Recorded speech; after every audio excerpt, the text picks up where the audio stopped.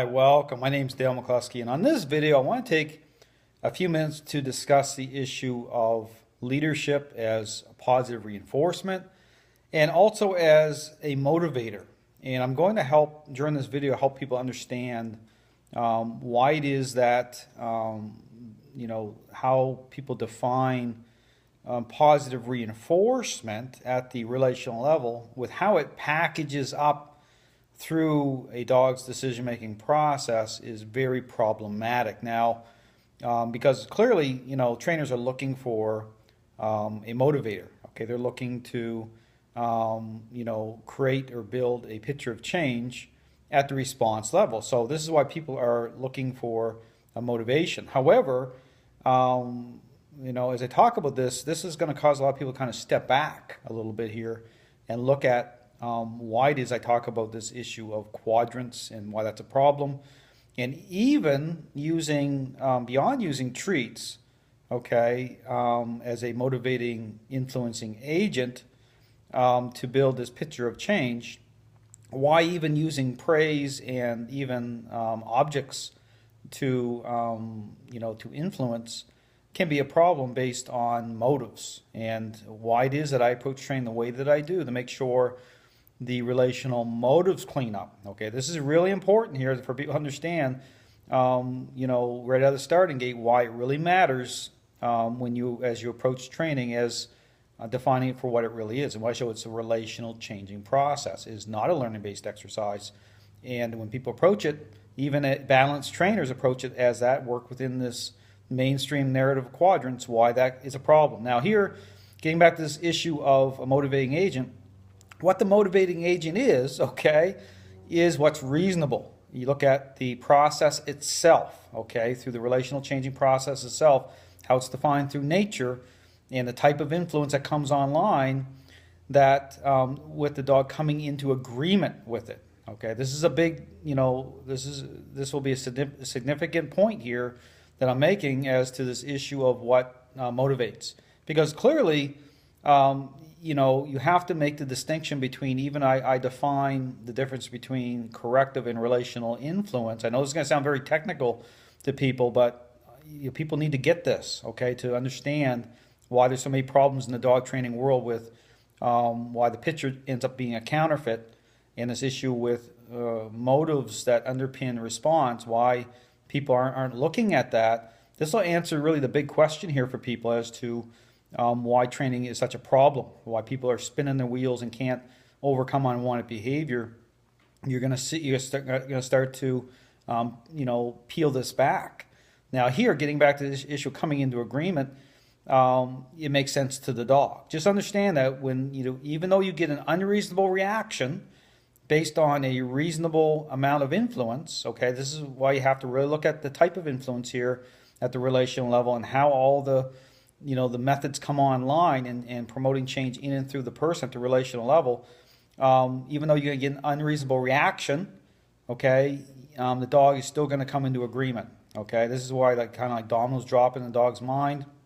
I'm not using praise, and this is an important point here, because this is the thing, when the dog even comes into agreement and the position is established, okay, so the picture starts taking hold, people right away want to say, want to praise the dog. Well, Dale, can I praise the dog? Tell people, hold on here a second, okay?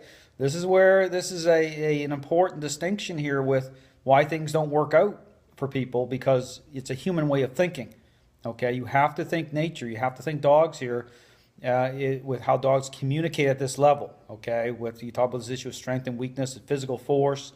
People have this all twisted up, okay? So when the dog comes into agreement and the position takes the position, accepts that position, so the influence comes online, the dog, you see how I'm doing the scripting, I'm saying don't praise the dog, okay? Different thing going on here. The motives haven't cleaned up. You start praising that dog based on what has been established perceptions, how that dog perceives that owner, it's a problem, okay? It may not clean up. So, but again, people have this thing about force and forcing the dog.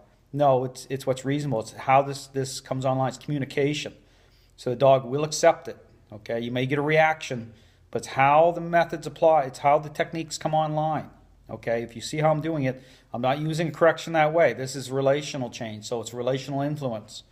It's different. Okay, so dog comes into agreement, and then the positive is the fact that you're taking the stress off the dog. Okay, the dog actually understands. So if you want to look at what positive reinforcement is, it's the understanding of the dog. It's like the dog saying, "Thank goodness somebody is doing this because I can't do it myself."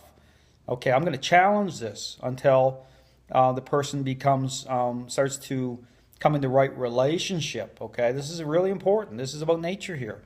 So again, dog comes into agreement. Once the motives fully clean up, okay, in the context of right relationship, then you can connect with the dog and start to touch and invest that way. But see, it's about how it all lines up. Okay, so this, what makes this system of training very, very special, very, very different, is the depth of this.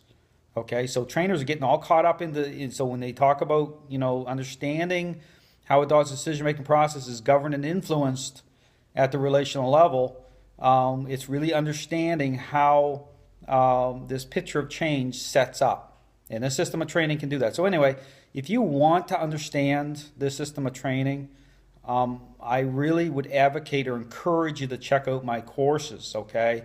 It is very difficult because, yeah, this sounds very technical and very deep, but it is what it is. That's what nature is. Just understand, I'm not creating anything. Nature has already its rules established, okay? People want to understand why, even if you look at, the popularity of learning-based training, you're going to see an elevation in the amount of dogs being destroyed over the years. You will. In fact, there's a study out there that shows it.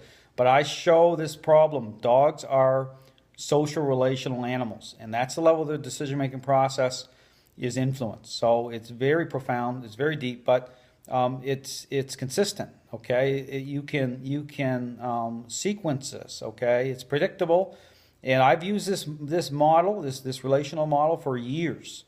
And it's all about understanding how the pieces come together. So, and I simplify. This sounds technical in this video, but when I'm talking to dog owners, I just give them what they need to simplify it, and I apply it to human thinking about parenting, and it makes sense. Okay, it'll make sense. Now, again, I'm going to go back. If you want to understand this, if you're a trainer, you want to be a trainer, you want to understand this, I offer courses so that you're able to. I can, help you, guide you, help you understand, show you how this applies, and help you navigate this so that, you're able to apply it to the real-world setting. But clearly, this system offers hope for all dogs. So this is why I say if you're these balanced trainers, they're working within this mainstream narrative, it can be a problem cleaning up the motives for very difficult cases, aggressive cases, even working within these pack dynamics. I understand this stuff. I can break it down. So anyway, I encourage you to think about what I'm saying. I connect the final dots for people. I help reconcile this for people. So thanks for watching.